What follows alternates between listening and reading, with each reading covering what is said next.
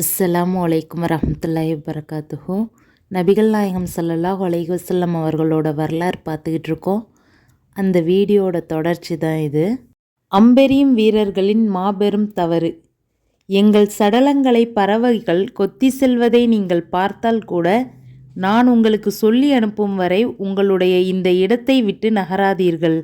நாங்கள் எதிரிகளை தோற்கடித்து போர்க்களத்தில் செத்து வீழ்ந்து கிடக்கும் அவர்களை மிதித்து கொண்டு செல்வதை நீங்கள் பார்த்தாலும் கூட நான் உங்களுக்கு சொல்லி அனுப்பும் வரை உங்களுடைய இடத்தை விட்டு நகராதீர்கள் என்று நபி அவர்கள் மலை கணவாயில் நிறுத்திய அம்பெய்யும் வீரர்களுக்கு கட்டளை பிறப்பித்திருந்தார்கள் என்பதை நாம் முன்னர் கண்டோம். ஆனால் எதிரிகளெல்லாம் விரண்டோடி முஸ்லிம்கள் கனிமத்துகளை எடுப்பதை பார்த்தவுடன் மலை கணவாயில் இருந்த அம்பெரியும் வீரர்களும் நபி ஸல்லல்லாஹு அலைஹி வஸல்லம் அவர்கள் கூறிய கட்டளையை மறந்து போர் செல்வங்களை எடுப்பதற்காக மலை கணவாயிலிருந்து கீழே இறங்கினர். இதன் காரணமாக எதிரிப்படை மலை கணவாய் வழியாக வந்து முஸ்லிம்கள் மீது மிக பெரும் தாக்குதலை நடத்தியது. இதனால் ஏராளமான நபித்தோழர்கள் உஹது யுத்தத்தில் எதிரிகளால் கொல்லப்பட்டனர். இது முஸ்லிம்களுக்கு மிக பெரும் பாதிப்பை ஏற்படுத்தியது. இது தொடர்பாக பராஉ பின் ஆசிஃப் ரலி அவர்கள் அறிவிக்கிறார்கள். இணை வைப்போரை அன்றைய உஹது போர் தினத்தில் நாங்கள் சந்தித்தோம். நபி ஸல்லல்லாஹு அலைஹி வஸல்லம் அவர்கள் 50 அம்பெய்யும் வீரர்களை உஹுத் மலை கணவாயில் அமர்த்தினார்கள். அவர்களுக்கு அப்துல்லாஹ் பின் ஜுபைர் அலி அவர்களை தலைவராக நியமித்து எதிரிகளான அவர்களை நாங்கள் வெற்றி கொள்வதை பார்த்தாலும் நீங்கள் இந்த இடத்திலிருந்து நகராதீர்கள். எங்களை அவர்கள் வெற்றி கொள்வதை பார்த்தாலும் நீங்கள் இந்த இடத்திலிருந்து நகர வேண்டாம். நீங்கள் எங்களுக்கு உதவி செய்ய எண்ணி கீழே வர வேண்டாம் என்று கூறினார்கள். நாங்கள் அவர்களை களத்தில் சந்தித்தபோது அவர்கள் தோல்வியுற்று வெருண்டோடிவிட்டனர். பெண்களெல்லாம் தம் கால்களில் அணிந்திருந்த கால் தண்டைகள் வெளியில் தெரிய மலையில் ஓடிக்கொண்டிருப்பதை நான் பார்த்தேன். அப்போது அம்பெய்யும் குழுவினரான அவர்கள் நமக்கே வெற்றி, போர்ச்செல்வம் சேகரிப்போம் வாருங்கள் என்று கூறலாயினர். அப்போது அப்துல்லாஹ் பின் ஜுபைர் அலி அவர்கள் தம் சகாக்களை நோக்கி என்னிடம் நபி ஸல்லல்லாஹு அலைஹி வஸல்லம் அவர்கள் இந்த இடத்தை விட்டும் எந்த சூழ்நிலையிலும் நகராதீர்கள் என அறுதியிட்டு கூறியுள்ளார்கள். எனவே போர் செல்வங்களை எடுப்பதற்காக இங்கிருந்து நகர வேண்டாம் என்று சொன்னார்கள். ஆனால் சகாக்கள் ஏற்க மறுத்துவிட்டனர். அவர்கள் மறுத்துவிடவே எங்கு செல்கிறோம் என்று தெரியாதவாறு திசை மாறி போயினர். இறுதியில் முஸ்லிம்களில் 70 பேர் கொல்லப்பட்டனர். புகாரி 4043.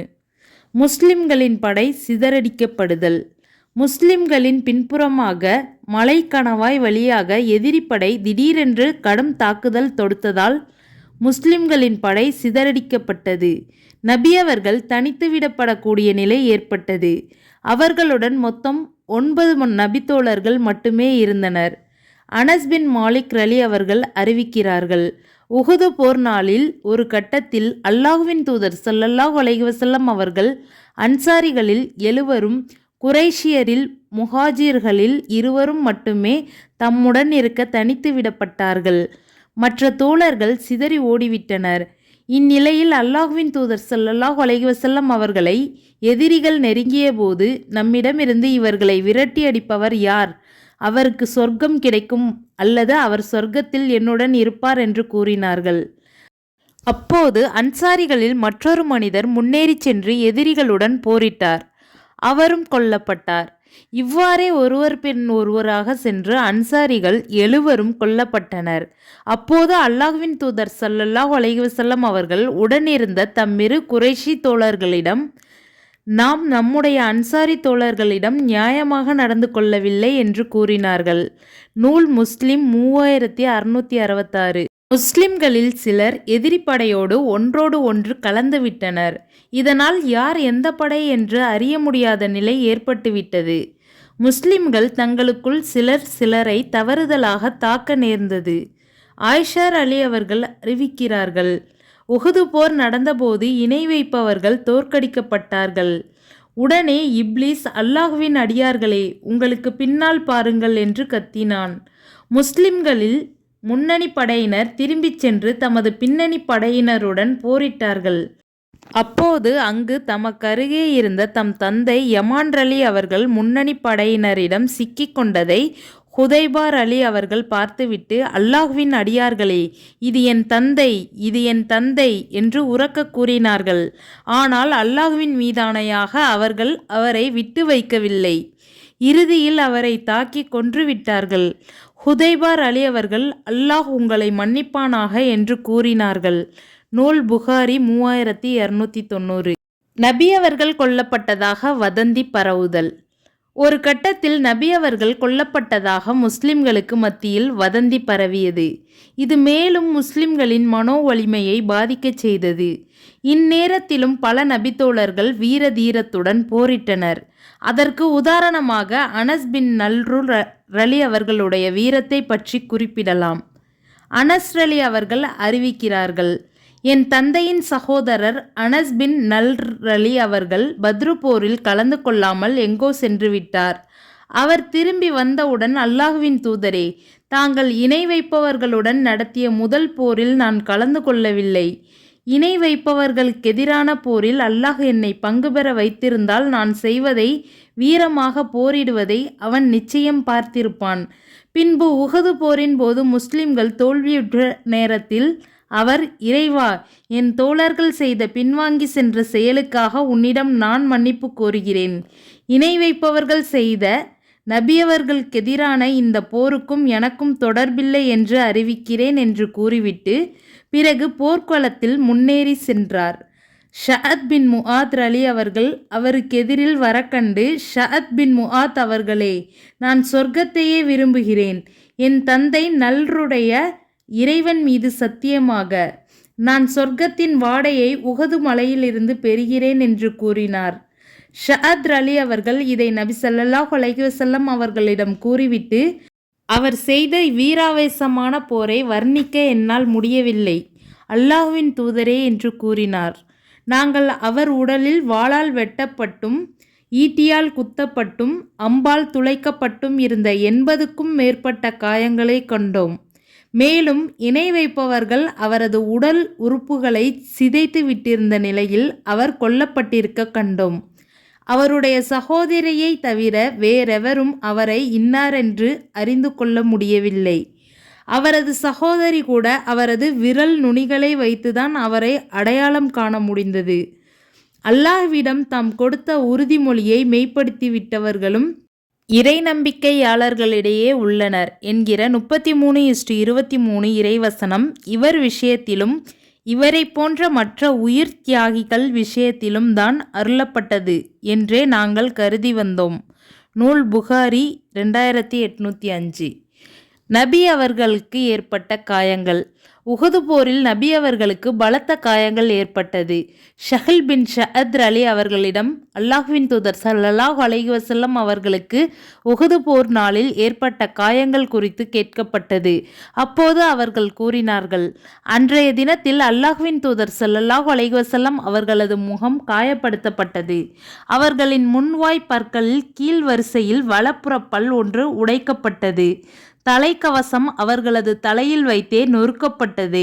அல்லாஹ்வின் தூதர் ஸல்லல்லாஹு அலைஹி வஸல்லம் அவர்களுடைய புதல்வி ஃபாத்திமா அலி அவர்கள் அல்லாஹ்வின் தூதர் ஸல்லல்லாஹு அலைஹி வஸல்லம் அவர்களுடைய முகத்திலிருந்து வழிந்த இரத்தத்தை கழுவிக்கொண்டிருந்தார்கள். அலி பின் அபி தாலிப் அலி அவர்கள் தமது கேடயத்தில் தண்ணீர் நிரப்பி வந்து அந்த காயத்தை கழுவுவதற்காக ஊற்றிக்கொண்டிருந்தார்கள். தண்ணீர் மேன்மேலும் இரத்தத்தை அதிகமாக்குவதையே கண்ட ஃபாத்திமா அலி அவர்கள் ஒரு பாய் துண்டை எடுத்து வந்து சாம்பலாகும் வரை அதை கரித்து அதை காயத்தில் வைத்து அழுத்தினார்கள்.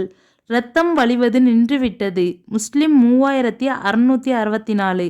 அனஸ் அலி அவர்கள் அறிவிக்கிறார்கள், உஹது போர் நாளில் அல்லாஹ்வின் தூதர் ஸல்லல்லாஹு அலைஹி வஸல்லம் அவர்களுடைய முன்வாய் பற்களில் கீழ் வரிசையில் வலப்புற பல் ஒன்று உடைக்கப்பட்டது. அவர்களது முகம் காயப்படுத்தப்பட்டது. அப்போது அல்லாஹ்வின் தூதர் ஸல்லல்லாஹு அலைஹி வஸல்லம் அவர்கள் காயத்திலிருந்து வழிந்த இரத்தத்தை துடைத்தபடியே, தங்களுடைய நபியை காயப்படுத்தி அவரது பல்லை உடைத்த ஒரு சமுதாயம் எப்படி உருப்படும்? அவரோ அவர்களை அல்லாஹ்வின் பக்கம் அழைத்து கொண்டிருக்கிறார் என்று கூறலானார்கள்.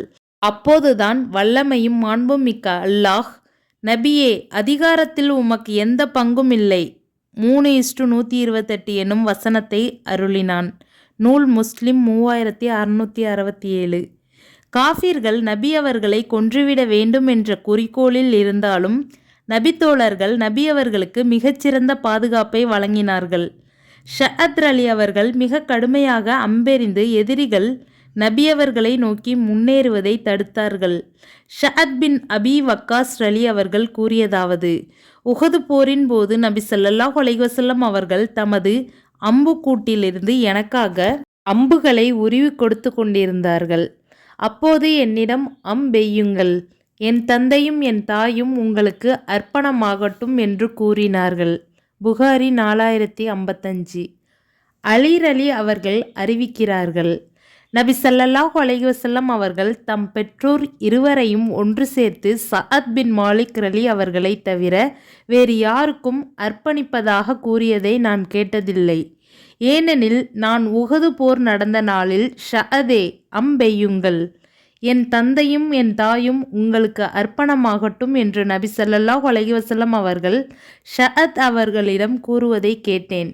புகாரி 4059. தல்ஹார் அலி அவர்கள் எதிரிகளின் அம்புகளை தமது கைகளால் தடுத்து நபி அவர்களை பாதுகாத்தார்கள். இதனால் அவர்களுடைய கை செயலிழந்து போனது. கைஸ் பின் அபி ஹாசிம் அவர்கள் கூறியதாவது: நான் தல்ஹா பின் உபைதில்லா அலி அவர்களின் செயலிழந்து போன கையை பார்த்தேன். உஹது நாளில் அந்த கையால் நபி ஸல்லல்லாஹு அலைஹி வஸல்லம் அவர்களை அன்னார் காத்தபோது எதிரிகளால் வெட்டப்பட்டார்கள். புகாரி 4063.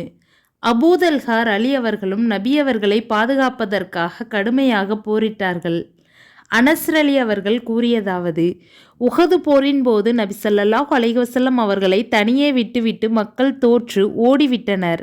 அபூதல்ஹார் அலி அவர்கள் நபி ஸல்லல்லாஹு அலைஹி வஸல்லம் அவர்களை தம் தோள் கேடயத்தால் மறைத்து கொண்டு பாதுகாத்தபடி நின்றார்கள்.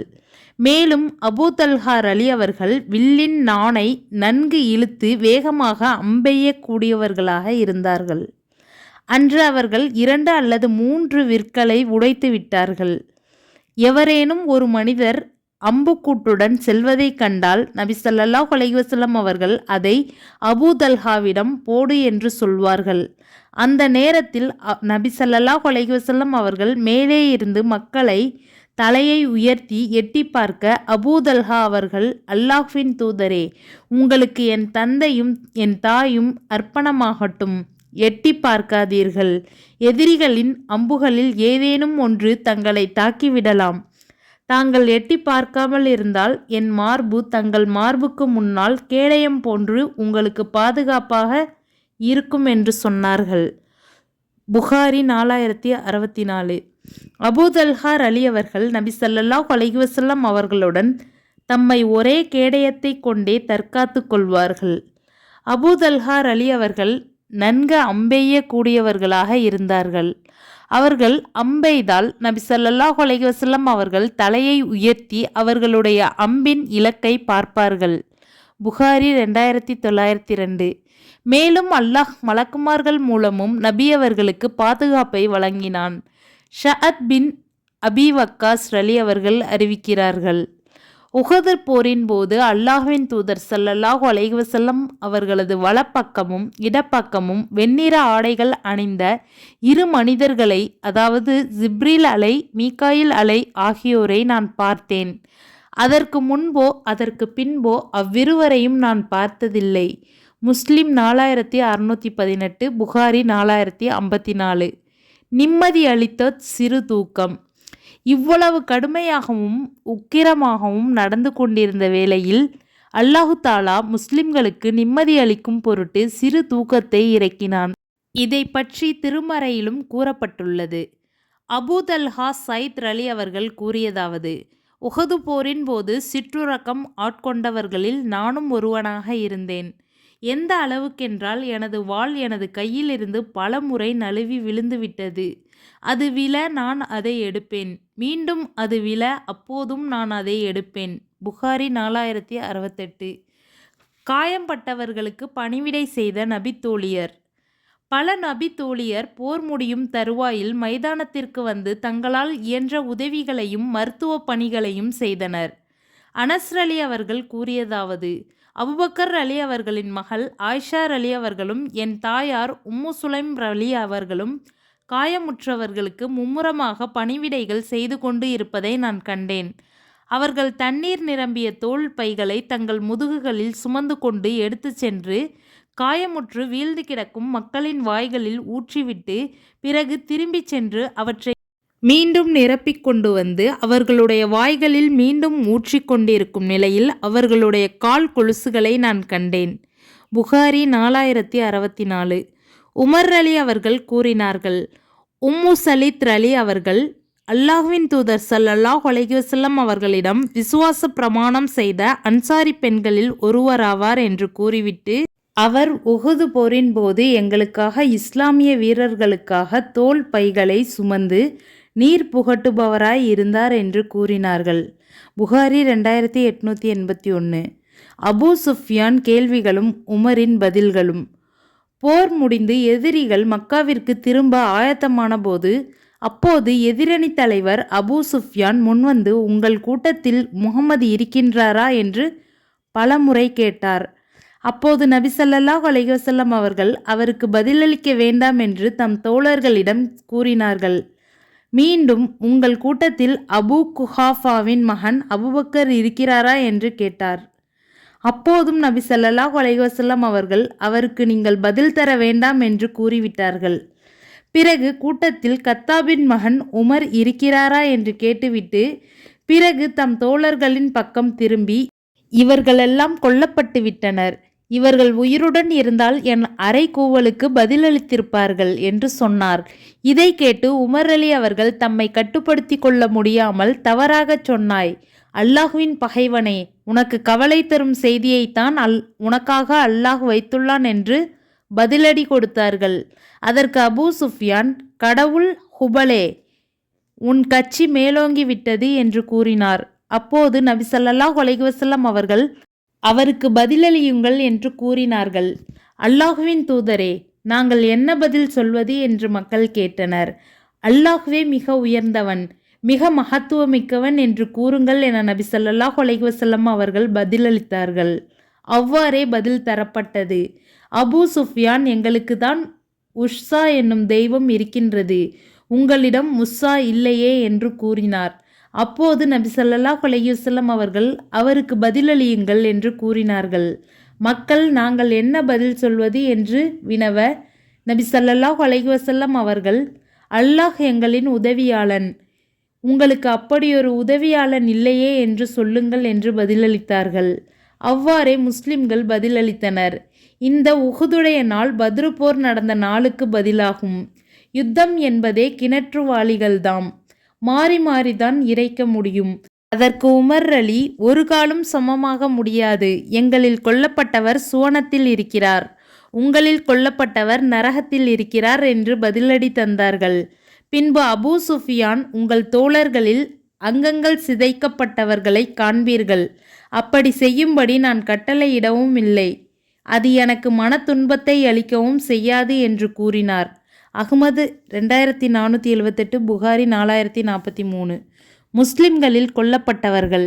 அனஸ் பின் மாலிக் அலி அவர்கள் கூறியதாவது: உஹது போரில் அன்சாரிகளில் 70 பேர் கொல்லப்பட்டனர். புகாரி 4078. முக்கியமான தியாகிகள். அப்துல்லாஹ் அலி. ஜாபிர் பின் அப்துல்லாஹ் அலி அவர்கள் கூறியதாவது: என் தந்தை அப்துல்லாஹ் உஹது போரில் கொல்லப்பட்ட போது நான் அழ ஆரம்பித்தேன், மேலும் அவரது முகத்தில் இருந்த துணியை விலக்க முனைந்தேன். அப்போது நபி ஸல்லல்லாஹு அலைஹி வஸல்லம் அவர்களின் தோழர்கள் என்னை தடுக்க தொடங்கினர். நபி ஸல்லல்லாஹு அலைஹி வஸல்லம் அவர்கள் என்னை தடுக்கவில்லை. மேலும் நபி ஸல்லல்லாஹு அலைஹி வஸல்லம் அவர்கள், அவருக்காக நீ அழ வேண்டாம், அல்லது அவருக்காக நீ ஏன் அழுகின்றாய், ஜனாசா அந்த இடத்திலிருந்து தூக்கப்படும் வரை வானவர்கள் தங்கள் இறக்கைகளை விரித்து அவருக்கு நிழல் கொடுத்து கொண்டிருப்பார்கள் என்று கூறினார்கள். புகாரி 4080. முஸ்அப் பின் உமைர் அலி. கப்பாப் அலி அவர்கள் கூறியதாவது: நாங்கள் அல்லாஹ்வின் திருப்தியை நாடியவர்களாக அல்லாஹ்வின் தூதர் ஸல்லல்லாஹு அலைஹி வஸல்லம் அவர்களுடன் ஹிஜ்ரத் செய்தோம், எங்களுக்குரிய பிரதிபலன் அல்லாஹ்வின் பொறுப்பாகிவிட்டது. எங்களில் சிலர் தமக்குரிய பிரதிபலனில் எதையுமே இவ்வுலகத்தில் அனுபவிக்காமல் சென்றுவிட்டனர். அவர்களில் ஒருவர் தாம் முஸ்அப் பின் உமைர் அலி அவர்கள். அவர் உஹுது நாளில் கொல்லப்பட்டார். அவர் கோடு போட்ட வண்ணத் துணி ஒன்றை மட்டுமே விட்டுச் சென்றார். அவரது தலையை நாங்கள் அதனால் மறைத்தால் அவரது இரு கால்கள் வெளியில் தெரிந்தன. கால்களை மறைத்தால் தலை வெளியில் தெரிந்தது. அப்போது எங்களிடம் நபி ஸல்லல்லாஹு அலைஹி வஸல்லம் அவர்கள் அவரது தலையை துணியால் மறைத்துவிட்டு அவர் மீது இத்கிர் புல்லை இடுங்கள் அல்லது அவரது கால் மீது இத்கிர் புல்லை போடுங்கள் என்று கூறினார்கள். உஹுது போரில் கலந்து கொண்ட எங்களில் வேறு சிலரும் உள்ளனர். அவர்களின் பிரதிபலன் இந்த உலகிலும் கனிந்துவிட்டது. அதை அவர்கள் இவ்வுலகிலும் பறித்து அனுபவித்து கொண்டார்கள். புகாரி 4082. ஜாபிர் பின் அப்துல்லாஹ் ரலி அவர்கள் கூறியதாவது, உஹது போரின் போது ஒருவர் நபி ஸல்லல்லாஹு அலைஹி வஸல்லம் அவர்களிடம் நான் கொல்லப்பட்டால் எங்கே இருப்பேன் என்று கேட்டார். நபி ஸல்லல்லாஹு அலைஹி வஸல்லம் அவர்கள் சொர்க்கத்தில் என்று பதிலளித்தார்கள். அந்த மனிதர் தமது கையில் இருந்த பேரிச்சங்கனிகளை உடனே தூக்கி எறிந்துவிட்டு களத்தில் குதித்து தான் கொல்லப்படும் வரையில் போரிட்டார். புகாரி 4046. கொல்லப்பட்டவர்களை அடக்கம் செய்தல். ஜாபிர் பின் அப்துல்லாஹ் ரலி அவர்கள் கூறியதாவது, உஹது போரில் உயிர் தியாகிகளாக கொல்லப்பட்டவர்களை 2 பேராக ஒரே துணியில் சேர்த்து வைத்து கஃனிட்டு இவர்களில் குர்ஆனை அதிகம் அறிந்தவர் யார் என நபி ஸல்லல்லாஹு அலைஹி வஸல்லம் அவர்கள் கேட்பார்கள். ஒருவர் சுட்டிக்காட்டப்பட்டதும் அவரது உடலை உட்குழியில் முதலில் வைப்பார்கள். மேலும் மறுமை நாளில் இவர்களுக்கு நானே சாட்சியாவேன் என்று கூறிவிட்டு அவர்களுடைய இரத்தத்துடனேயே அவர்களை அடக்கம் செய்யும்படி உத்தரவிட்டார்கள். அவர்களுக்காக நபி ஸல்லல்லாஹு அலைஹி வஸல்லம் அவர்கள் ஜனாசா தொழுகை தொழவும் இல்லை, அவர்கள் நீராட்டப்படவும் இல்லை. புகாரி 4079. உஹது போர் தியாகிகளுக்கு ஜனாசா தொழுகை. உக்பா பின் ஆமிர் அலி அவர்கள் கூறியதாவது, ஒரு நாள் நபி ஸல்லல்லாஹு அலைஹி வஸல்லம் அவர்கள் புறப்பட்டு வந்து இறந்தவர்களுக்காக ஜனாசா தொழுகை தொழுவித்ததை போன்று உஹது போர் உயிர் தியாகிகளுக்காக ஜனாசா தொழுகை தொழுவித்தார்கள். புகாரி 4085. உஹது மற்றும் அஹ்ஸாப் யுத்தத்திற்கு மத்தியில் நடைபெற்ற நிகழ்வுகள். பனு லிஹ்யான் குலத்தினர் 10 நபித்தோழர்களை கொலை செய்தல்.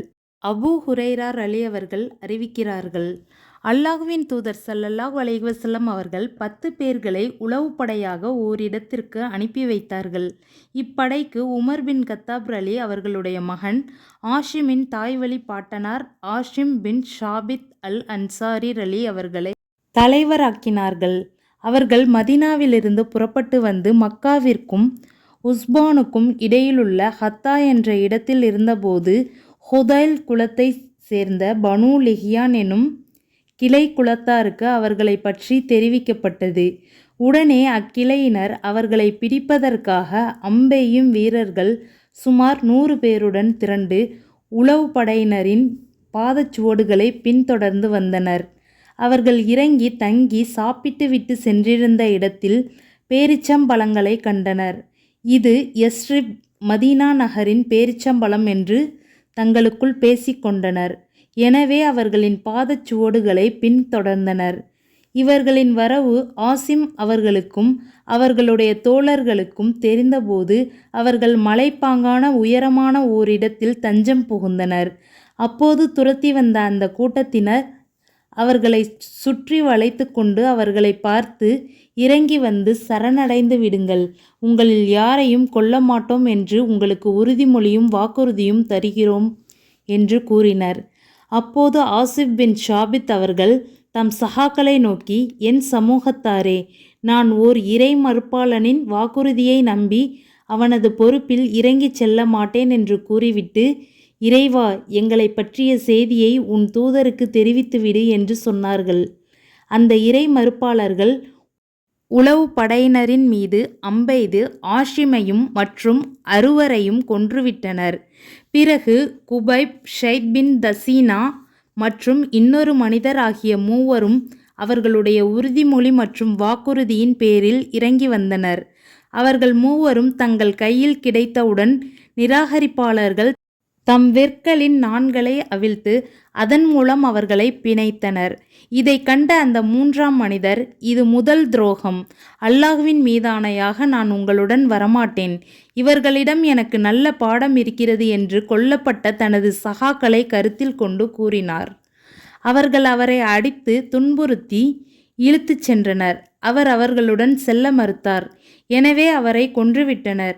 பிறகு குபைப் அவர்களையும் சைத் பின் தசீனா அவர்களையும் கொண்டு சென்று பத்ரு போர் நடந்து முடிந்திருந்த அந்த சமயத்தில் மக்காவில் விற்றுவிட்டனர். பனு ஹாரிஸ் பின் ஆமிர் பின் நௌஃபல் எனும் குலத்தார் குபைப் அலி அவர்களை பழி தீர்ப்பதற்காக விலைக்கு வாங்கி கொண்டனர்.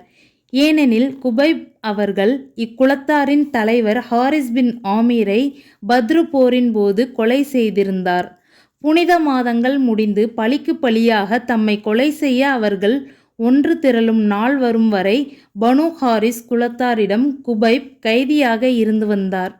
கொலை செய்ய போகும் நாள் நெருங்கிய போது தன்னுடைய மறைவான உறுப்புகளில் இருந்த முடிகளை மலிப்பதற்காக ஹாரிஸின் மகள் ஒருத்தியிடம் சவரக்கத்தி ஒன்றை குபைப் இரவலாக கேட்டார்.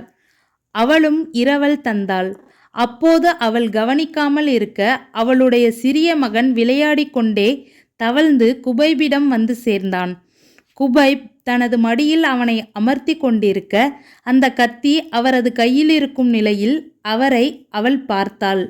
அந்த பெண் சைனப் பின்த் அல் ஹாரிஸ் கூறுகிறாள், கத்தி அவர் கையிலும் குழந்தை அவரது மடியிலும் இருப்பதை பார்த்து எங்கே அவனை அவர் கொன்று விடுவாரோ என்று நான் அஞ்சி நடுங்கினேன். எனது அச்சத்தை குபைப் புரிந்து கொண்டார். அப்போது அவர், அவனை நான் கொன்று விடுவேன் என்று அஞ்சுகிறாயா? நான் அப்படி செய்பவன் அல்லன் என்று கூறினார்.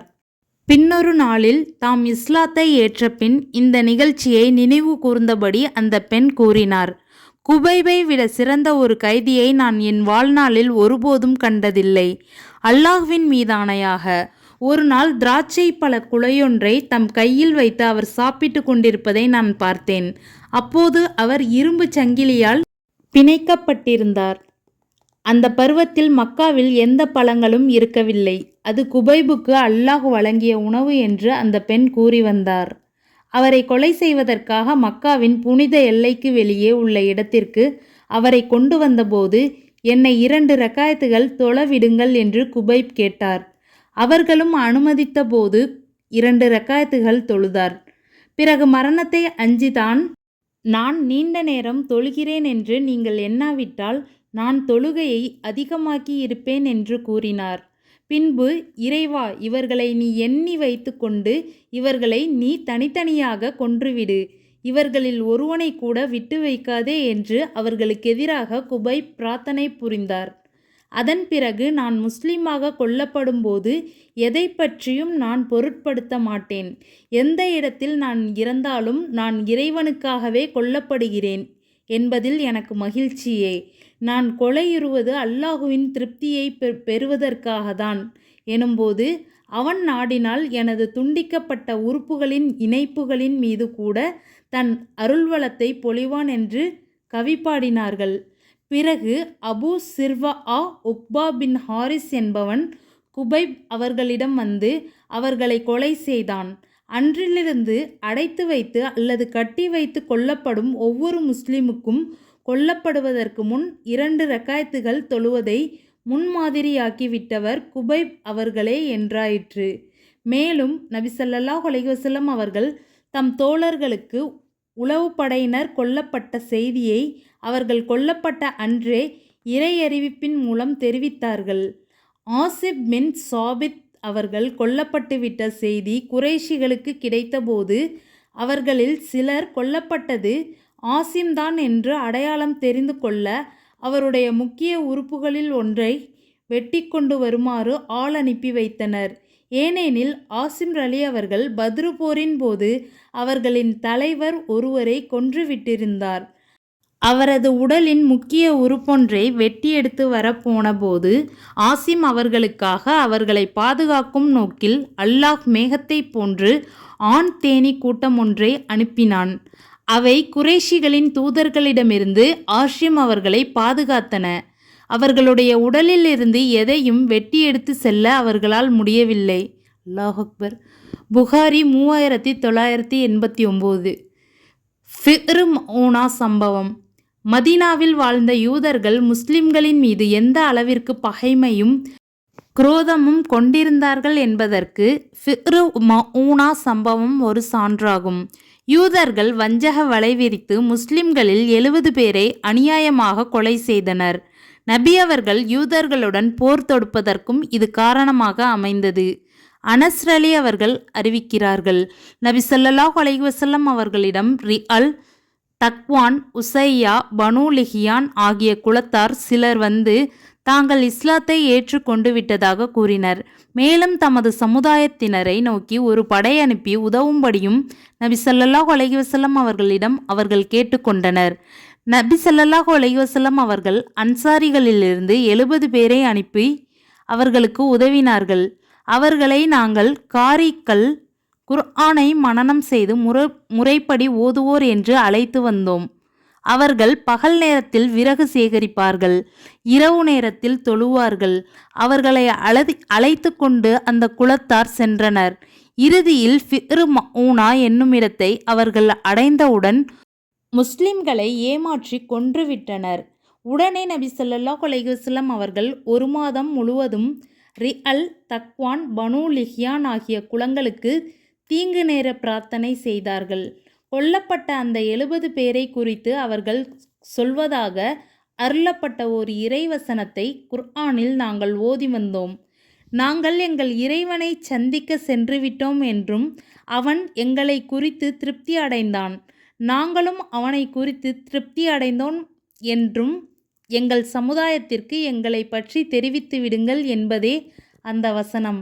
பின்னர் இந்த வசனத்தை ஓதுவது இறைவனாலேயே ரத்து செய்யப்பட்டு விட்டது. புகாரி 3064. பனு நலீர் கோத்திரத்தாருடன் போர். மதீனாவில் வாழ்ந்த யூதர்கள் நபி ஸல்லல்லாஹு அலைஹி வஸல்லம் அவர்களுக்கு எதிராகவும் முஸ்லிம்களுக்கு எதிராகவும் குரோதமும் பகைமையும் கொண்டிருந்தனர் என்பதை நாம் முன்னர் குறிப்பிட்டிருந்தோம்.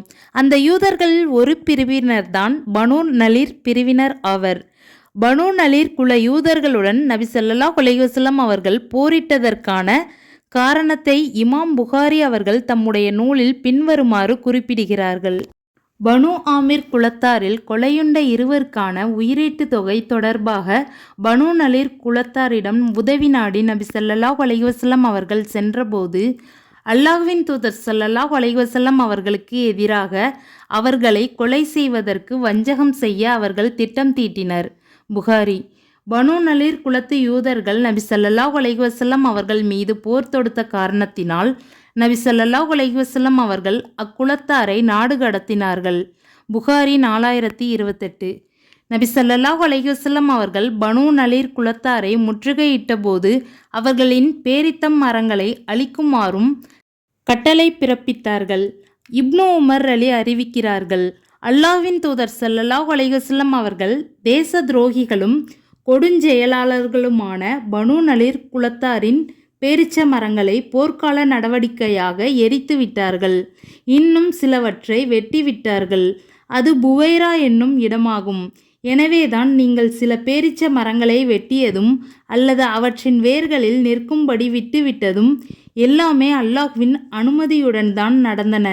அல்லாஹ் தீயவர்களை இழிவிலும் கேவலத்திலும் ஆழ்த்தி விடுவதற்காகவே இந்த அனுமதியை அளித்தான் என்னும் 59:5 இறைவசனம் அருளப்பட்டது. அப்துல்லாஹ் பின் உமர் அலி அவர்கள் கூறியதாவது, நபி ஸல்லல்லாஹு அலைஹி வஸல்லம் அவர்கள் பனு நலீர் குலத்தாரின் பேரிச்ச மரங்களை தீயிட்டு கொளுத்தியும் இன்னும் பல மரங்களை வெட்டியும் விட்டார்கள். இந்த பேரிச்சந்தோப்புகளுக்குத்தான் அல் புவைரா என்று கூறுவர். இதை குறிப்பிட்டுதான் ஹஸ்ஸான் பின் சாபித் அலி அவர்கள் புவைராவின் நெருப்பு பரவி கொண்டிருக்க அதை அணைத்திட எதுவும் செய்ய முடியாமல் இயலாமையுடன் பார்த்து கொண்டிருப்பது பனு லுஐ குலத்து குறைஷி தலைவர்களுக்கு எளிதாகிவிட்டது என்று பரிகாசம் செய்து கவிதை பாடுகின்றார்கள். புகாரி 2326. பனு நலீர் குலத்தாரின் செல்வங்கள் அல்லாஹ் தன் தூதருக்கு அளித்தவையாகும். அதை பெறுவதற்காக முஸ்லிம்கள் தங்கள் குதிரைகளையோ ஒட்டகங்களையோ செலுத்தி போர் செய்திருக்கவில்லை. ஆகவே அவை அல்லாஹ்வின் தூதருக்கு மட்டுமே உரியவையாக இருந்தன. அவற்றிலிருந்து அவர்கள் தமது ஆண்டு செலவுக்காக தம் வீட்டாருக்கு கொடுத்து வந்தார்கள். பிறகு மீதமானவற்றை அல்லாஹ்வின் பாதையில் போரிடுவதற்கான ஆயத்த பொருட்கள் வாங்க ஆயுதங்களாகவும் குதிரைகளாகவும் செலவிட்டு வந்தார்கள். புகாரி 2904. இன்ஷா அல்லாஹ் இதோட தொடர்ச்சி அடுத்த வீடியோவில். அஸ்ஸலாமு அலைக்கும் வரஹ்மத்துல்லாஹி வபரகாத்துஹு. துவா செய்யுங்க இன்ஷா அல்லாஹ்.